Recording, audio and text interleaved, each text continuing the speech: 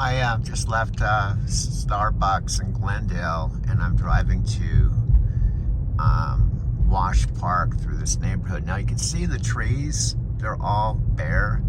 They don't have leaves. And this is still the time here, February 28th, that can still snow. You can see snow on the ground. It can still snow all the way through March, April, but once you get to May, all these trees here, including all over Wash Park, completely change the look of the neighborhoods when these are all full of trees. And then Wash Park does not have snow, and it's green, and that's my favorite time of the year. May, June, July, August, September, October. Then we get into fall colors. It's beautiful in the winter too, but it's very, very popular place to run. Now, another popular place is a place that's only 11-minute walk from where I live, and that's REI, Platte River. There's pedestrian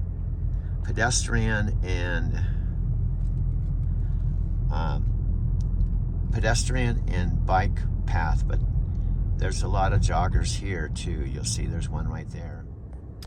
So I think I'm 19 minutes into this video. I'm at Wash Park. Now I want to point out, Wash Park does take about 10 or 15 minutes for me to drive to this park from where I live downtown. And my $100 quota today in about 3.5 hours. This is Wash Park. It's winter, obviously. I come here a lot in the summer, but it's actually cool to come here in the winter too. Obviously, there's a lot of snow on the ground. You can't see the grass. This is Matthew, Dean, and the rest of the gang that I'm a part of. Matthew's The Art of Living event was on the same exact day as my dad's 90th birthday, April 24th, 2023. Tony Robbins with us as well.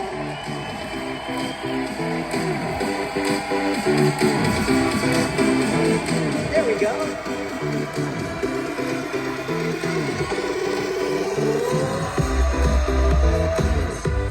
What's up, Tone? Great to be with you all. Great to be with you, brother. How are you? I'm doing fantastic. I like that we can do this from the different studios and be in real time. Without lightning bolts, anyway. Yeah, we did. It was pretty wild. It actually hit us and knocked everything out. Yeah, what you guys didn't realize, if we ran a little late today because we were juggling a little, what we didn't even share is Tony was 5 minutes from going live and a lightning bolt hit his studio in Florida and shut out the power completely. True story. He called me, he's like, brother, it's black here. There's nothing we can do. So we were scrambling behind the scenes. I hope we didn't look it, but I don't think we did. Tone, amazing. And to watch this crowd, Tone, just a couple things before we get to some great questions that came in. This crowd is 72% new that have never been a part of your family or my family, and to watch them play full out. So I'd love to give it up for this amazing group, watching them play full out. I love that. That's beautiful. Congratulations to everybody. It's wonderful.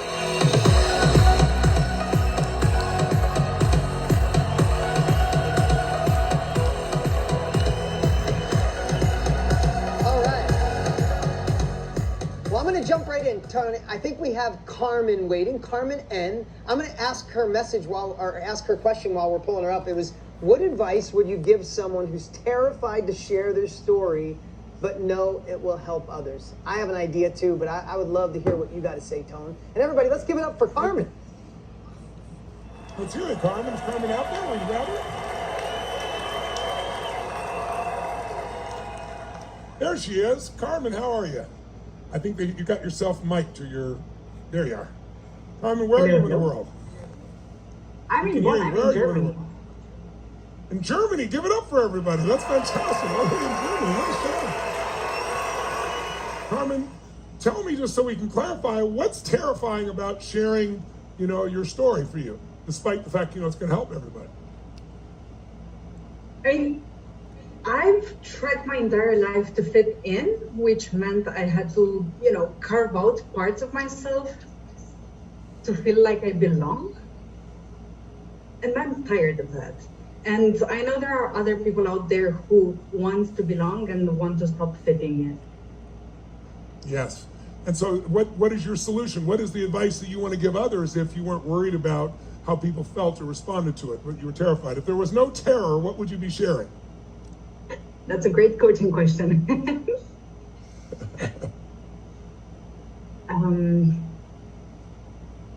I guess Hey, Carmen, if I give you a suggestion. once you show yourself out there, you probably will attract the people that belong next to you. Very true. And so what's stopping you from doing that? What's because when people say they're terrified, we often use words that magnify the emotion, and then the emotion gets so strong that it stops us. So I guess what I'm really asking is, what's terrifying about it? Seems like it's quite beautiful to me. Losing the comfort, getting outside of the comfort zone. And Yes, and if you don't get outside the comfort zone, what happens?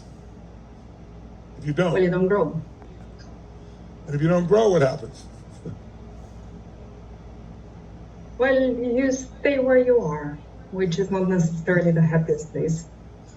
Yes. The only thing that makes us happy is growing and giving. When I say happy, I mean long-term happy. Progress equals happiness. So if you're making progress, you don't need to be perfect. It doesn't need to be I think that's the biggest reason people don't start. They go, I don't know where to start, I don't know how to do it, or I don't think I'm worthy, I don't think people are gonna listen to me. But it all really just comes down to simply being in a place where it's like you just begin without perfection.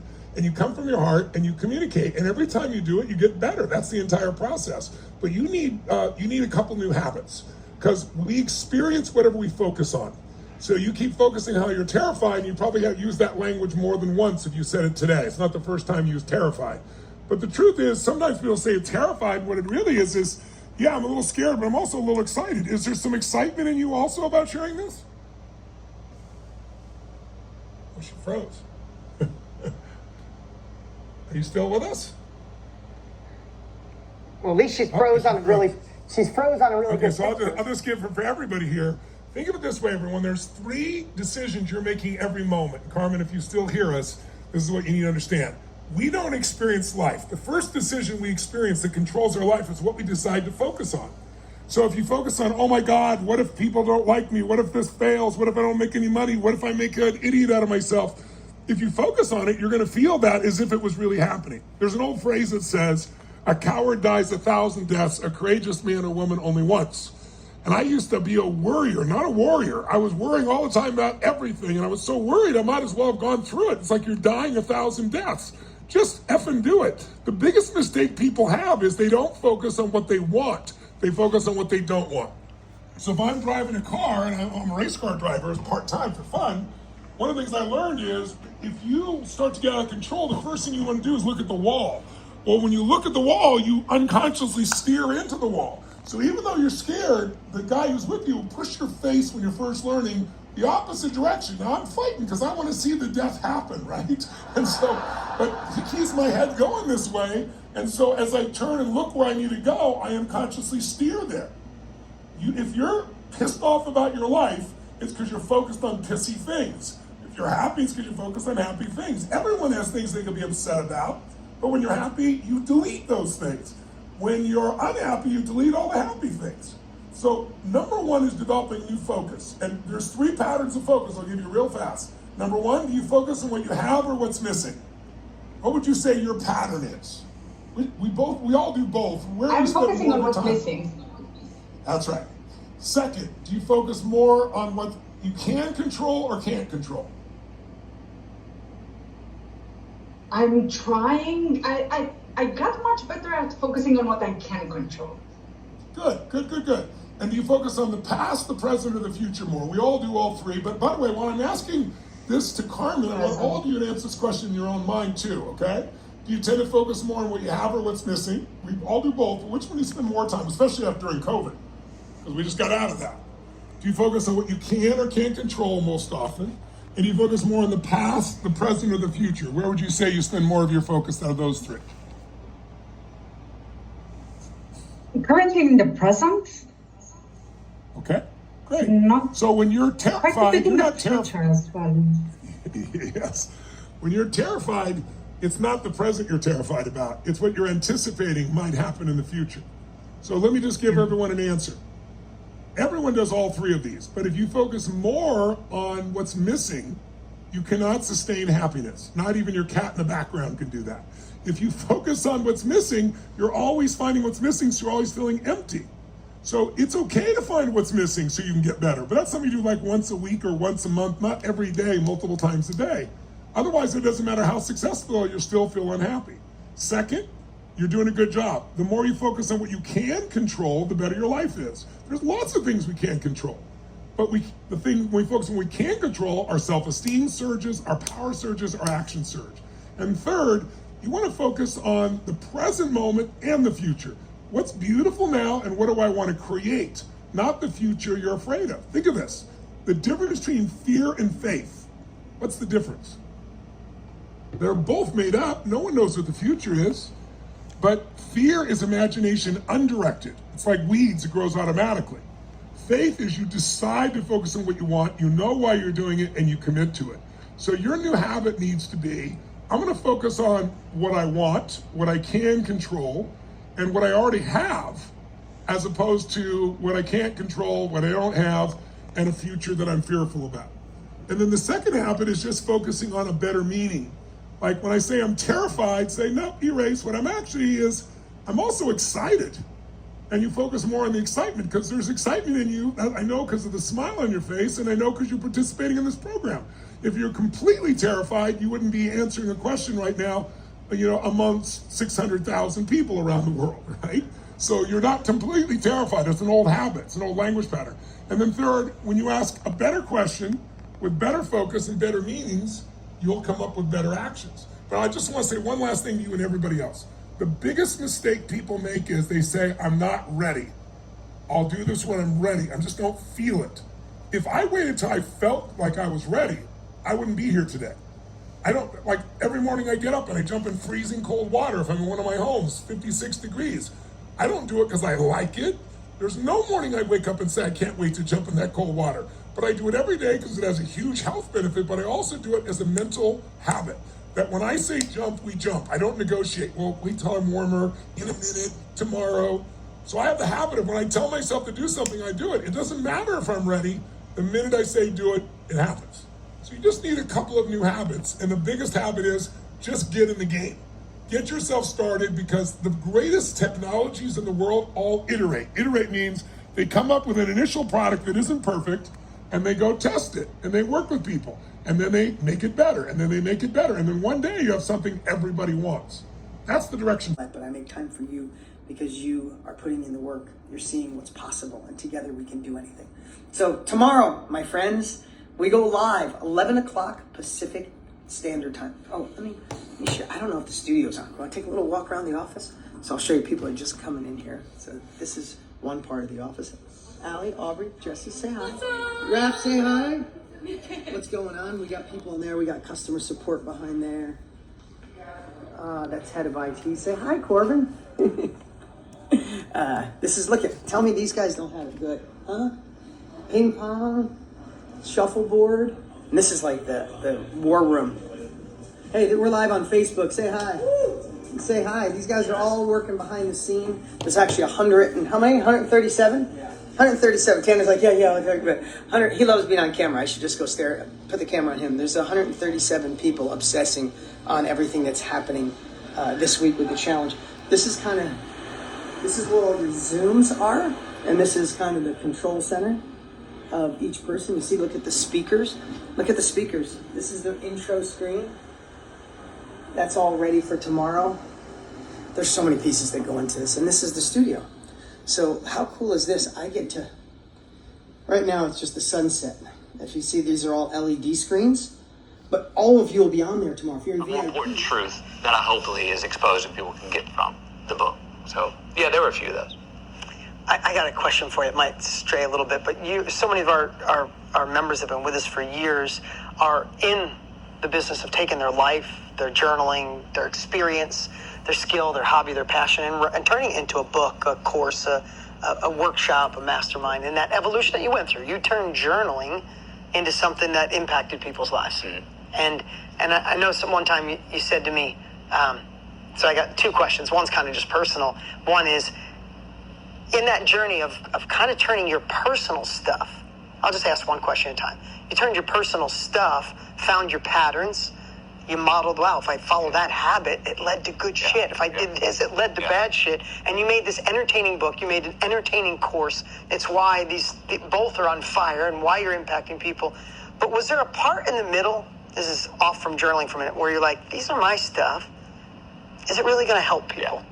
Was there a part where you're like, is it going to land? Yes, 100%. Look, the fact that we are honest does not mean it's art. Right. There we go. Drop the mic on that one. Self-expression There you go. does not mean it's art.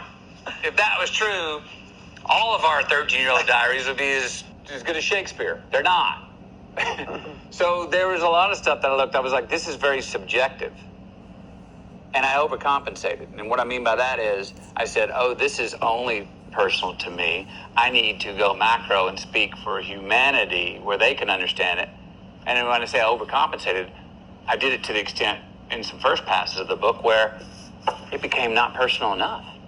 Right. It became not subjective enough. And people couldn't see themselves through your eyes, No. or vice versa. Yeah. So I had to find that middle ground. And I always talk about this with writing. It was one of my favorite things about going through the book. What person are you writing in? There's the first person I, second person you, third person we. Listen to this. This is good. The I is subjective. All right, we all own it. People can say what they want about it, but they really can't judge it because it's ours.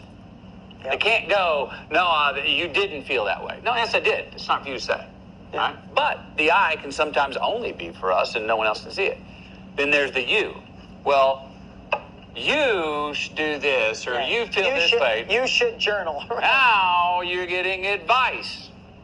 Nobody likes advice. We don't like to be told what to do. Quit talking at me. Yeah. Then there's the we, the royal we, which is the honey hole if we can get there, honestly. Humanity. You should be journaling this. Experience we're all going through.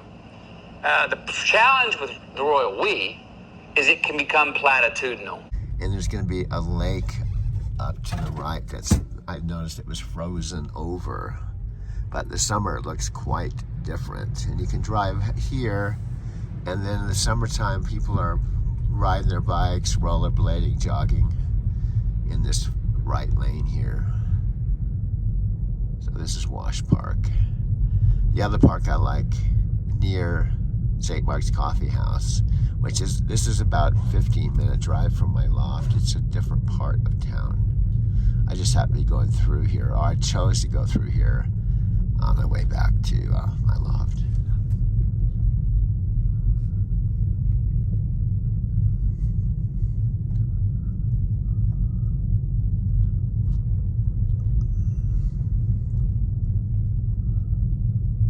You can see the lake is frozen over.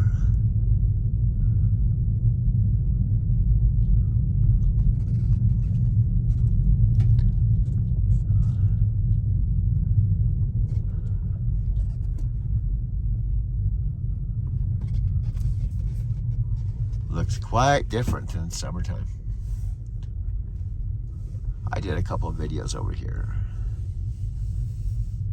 But this is winter and Wash Park. It's frozen over. I don't know if you can walk on it, but I wouldn't walk on the lake, but it's frozen. And you can still walk around the lake, but I'm going to just sit here in my car. And then there's another park called City Park that's really not that far. It's right off of Colorado Boulevard, and it's only a few blocks from the 2264 Dexter, where I used to live in a basement apartment. That's City Park. There's also a lake there that's actually bigger than this one. That takes about 20 minutes to walk around the lake. And that's City Park. That's only about, it's actually almost walking distance from my loft. And so when I'm not driving, see, I'm technically in my car, obviously, but I haven't started my Lyft day yet.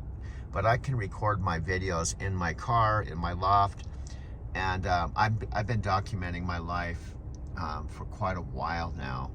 But this is where I'm sitting. Now, you can see it's 19 degrees right now, and I can, this is, my car is a hybrid, and it gets 56 miles to a gallon. And it's kind of the center of my universe. So I haven't started my day yet. Technically it's 7:15 in the morning, so I'm 2 hours into my day. And what that means, again, I'm repeating myself, I could go online right now using this phone. Same phone I'm recording this video. I don't even need to be in my loft, and I can record videos or take photos 24 hours a day and document my day. And that's what I'm doing right now. So anyway, this is where I'm sitting right now. So I'm completely portable, and I have a portable lifestyle because I'm not in an office or a cubicle, because I basically get paid for picking up people and seeing Denver. I don't know if you can understand that. This is my lift sticker right here. So when I go online, I could actually stop this video right now if I wanted to go online and start earning money right here at Wash Park. And my Lyft app will tell me what the ride is, how much money I'm going to make, and it will automatically give me my GPS directions automatically. And it will tell me exactly where to go, how far to go. And the rider, the customer, has their own app, and they will see my photo, my car, and they'll see how far I am away. Like, in other words, if I picked up someone in this neighborhood, they could see that I'm 2 miles away, and they can actually see the path my car is taking, so they can walk outside of their house and meet me on the curb, and it can time it just perfectly. And then when I arrive, I just push arrive button, and then when they come out and get in my car, I push pickup, and will automatically give my GPS directions to where we're going, whether it's just 2 miles away or 15 miles away or to the airport. And then let's say I was taking someone to DIA and it was a 30-minute drive. It will tell me which terminal to go to. It tell me which airline they're flying.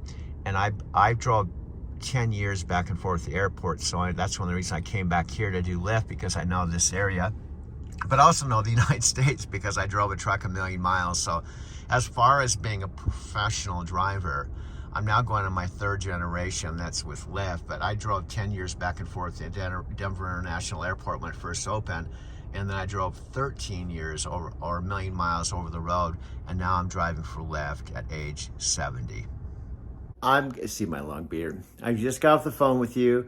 I'm gonna try to keep this down to 10 minutes. I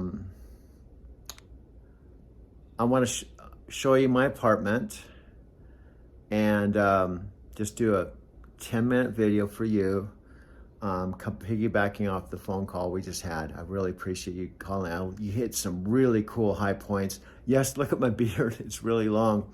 So this could be my stream of consciousness, random, just video collage, artistry stuff just for you. So let me first show you my apartment, which is kind of crazy. It was my friend Freddie's apartment, number 406. It's just funny how things work out, but let me show you my apartment. This is just going for the front door. It kind of reminds me of some of the Airbnb Japanese apartments.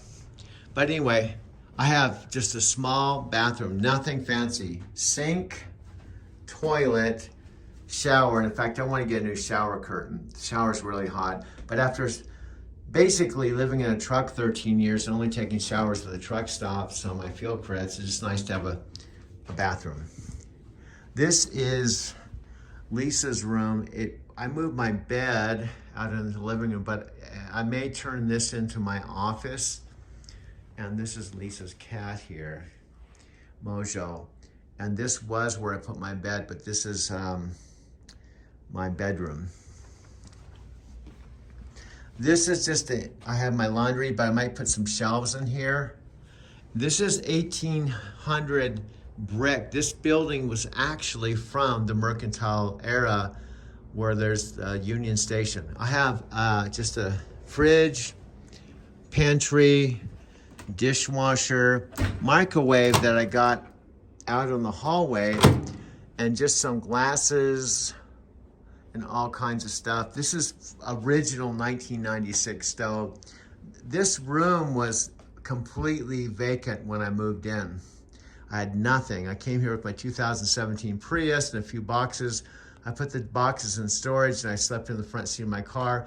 April, May, June, July into August, and this room was vacant. This is a couch that my maintenance man, Charles, who I get along very well with, gave me for free. This is a bed that's a Denver mattress that I had in my bedroom.